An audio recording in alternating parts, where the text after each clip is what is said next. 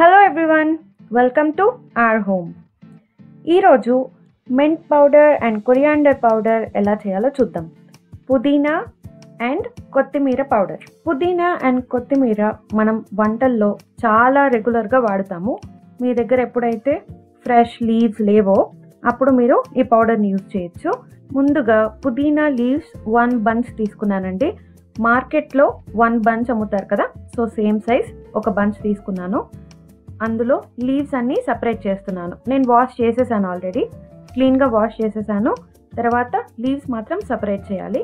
మీరు సిజర్తో చేసినా హ్యాండ్తో చేసినా ఎలాగైనా పర్లేదు, లీవ్స్ మాత్రం సపరేట్ చేయండి. మనకు డ్రై అవ్వడానికి ఫ్యాట్గా ఉన్న కాడలు కష్టం, కొత్తిమీర కూడా అంతే. చాలా థిన్గా ఉన్న స్టెమ్స్ అయితే ఓకే, కానీ ఫ్యాట్గా ఉన్న స్టెమ్స్ మాత్రం పెట్టొద్దండి, అది డ్రై అవ్వవు. ఈ పౌడర్ చేయడానికి మనం మైక్రోవేవ్ కానీ ఓవెన్ కానీ ఏది యూజ్ చేయట్లేదు, న్యాచురల్గా డ్రై చేస్తున్నాము. మనం దీన్ని ఫ్రై కూడా చేయట్లేదు, డ్రై ఫ్రై ఆర్ సన్ కింద కూడా పెట్టట్లేదు. నేను 2 to 3 days వరకు మా ఇంట్లో కామన్ హాల్లో ఫ్యాన్ కింద పెట్టాను. సన్ కింద పెట్టలేదు, డైరెక్ట్గా స్టవ్ మీద ఫ్రై కూడా చేయలేదు. జస్ట్ ఎయిర్ డ్రై మాత్రమే చేసాము, అది కూడా ఇండైరెక్ట్ లైట్లో మాత్రమే. ఇలా చేస్తే ఫ్లేవర్, టేస్ట్, స్మెల్ అన్నీ మ్యాక్సిమం ఉంటుంది.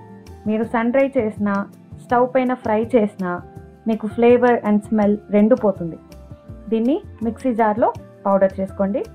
పౌడర్ చేసుకున్న తర్వాత ఇది పుదీనా అంటే mint leaves powder. Mint leaf powder చాలా బాగా పౌడర్ వచ్చేసింది, ఏమాత్రం పెద్ద పెద్ద పీసెస్ లేవు. కానీ కొరియాండర్ పౌడర్లో మాత్రం మనము స్టెమ్స్ వదిలేసాం కదా, అవి రన్ అవ్వలేదు. మిక్సీలో గ్రైండ్ చేసినప్పుడు ఇట్స్ ఓకే, నో ప్రాబ్లం. మీకు ఇబ్బంది అయితే సీవ్ చేయండి, లేకపోతే పర్లేదు. ఈ పౌడర్ని సలాడ్స్లో యూజ్ చేయొచ్చు, నార్మల్ కర్రీస్లో యూజ్ చేయొచ్చు, లేదంటే సీజనింగ్కి వాడచ్చు. ఈ ఫ్లేవర్ అండ్ స్మెల్ అలానే ఉంచడానికి డార్క్ ప్లేస్లో స్టోర్ చేసుకోండి. ఫ్రెష్ లీవ్స్ కాస్ట్ ఎక్కువ అయితే కూడా మీరు ఈ పౌడర్ యూజ్ చేయొచ్చు. సబ్స్క్రైబ్ చేసి లైక్ చేయడం మాత్రం